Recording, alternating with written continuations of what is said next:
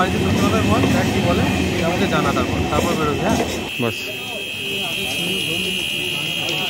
Truck চেঞ্জের সময় একই লাইনে চলে আসা মালগাড়ির সঙ্গে ধাক্কা লেগে লাইনচ্যুত হল যাত্রীবাহী ডাউন ব্যান্ডেল লোকাল। বুধবার রাতে 9:16 নাগাদ ভয়াবহ এই দুর্ঘটনাটি ঘটেছে পূর্ব রেলের শক্তিগড় স্টেশনের কাছে। দুর্ঘটনায় হতাহতের কোনো খবর না থাকলেও ব্যান্ডেল লোকালের যাত্রীরা যথেষ্টই আতঙ্কিত হয়ে পড়ে। দুর্ঘটনার কারণ খতিয়ে দেখতে রাতেই ঘটনাস্থলে পৌঁছান রেলের আধিকারিকগণ।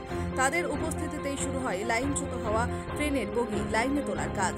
এর জন্য দুর্ঘটনার পর থেকেই ডাউন বর্ধমান হাওড়া লাইনে ট্রেন চলাচল পুরোপুরি স্তব্ধ হয়ে যায়। রাত পার হলে বৃহস্পতিবার সকাল থেকেই ডাউন লাইনে ট্রেন চলাচল স্বাভাবিক হয়ে যাবে এমন কোনো আভাস যদিও গভীর রাত পর্যন্ত রেল দফতরের কর্তাদের কাছ থেকে মেলেনি।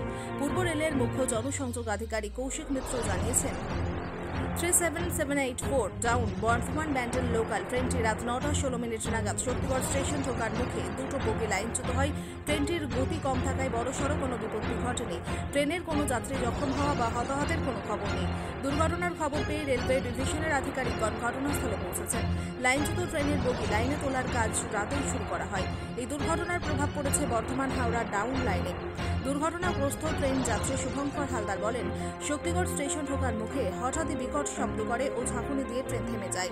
যাত্রীদের মধ্যে হুড়োহুড়ি পড়ে যায়। ট্রেনের মধ্যে থাকা কামরায় যাত্রীদের আঘাত না লাগলেও ইঞ্জিনের পরের কামরায় থাকা যাত্রীরা অল্প বিস্তর জখম হন। আমরা বর্ধমান থেকে হাওড়ার দিকে যাচ্ছিলাম। শক্তিগড় ঢোকার আগে আমাদের গাড়িটা স্লো হয়েছিল প্ল্যাটফর্মে ঢোকার সময়। তো ওই টাইমটা হঠাৎ করে আমরা একটা ঝাঁকুনি পেলাম। তো আমরা প্যাসেঞ্জাররা সব ভেতরের মধ্যে হুড়োহুটি হয়ে গেল।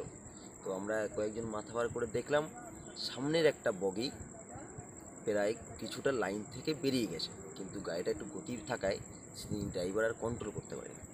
তো বগিটা যখনই বেরিয়ে গেল তখন আমরা একে একে যে কজন আর কি সামনে ছিলাম আমরা বেরিয়ে গেছি। তারপর আস্তে আস্তে সবাই আর কি বেরোতে পেরেছে, কিন্তু আমরা যে কজন ছিলাম তা আমরা সবাই মিলে যে কজন আর কি আটকে পড়েছিল তাদের সবাইকে আস্তে আস্তে বার করলাম, কিন্তু কেউ আহত কিছু হয়নি। এবং লাস্টের দিকে আমাদের এখানকার শক্তিগড়ের জিআরপি সবাই মিলে আমাদের সাহায্য করেছে।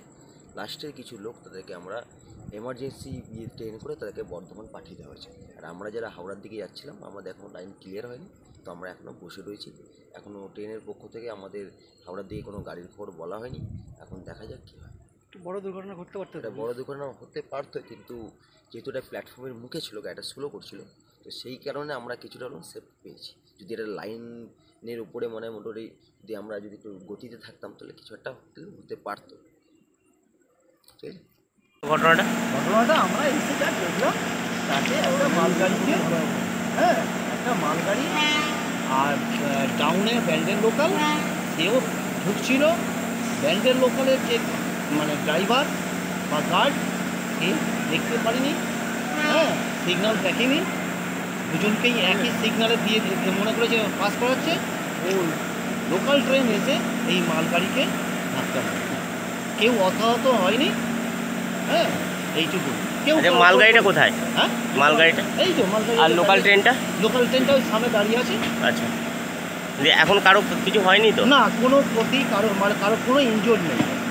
আপনি আমি আমাদের লোকাল থানার কি বলে শক্তিগড় থানার এসআই। Thank you. আমার নাম এসআই মলয় দল। আমরা খবর পেয়ে তাড়াতাড়ি করে যে যেমন অবস্থায় পেরেছি আমরা ছুটে এসেছি। তবে এসে যা দেখলাম কারোর কোনো ইনজোর্ড নেই, সব সুস্থভাবে যে যার মতো নেবে কী বলে যে যার মতো করে কী বলে গাড়ি ধরে চলে গেছে। এখন কেউ নেই তো প্যাসেঞ্জার? না, কোনো প্যাসেঞ্জার, ট্রেন ফাঁকা।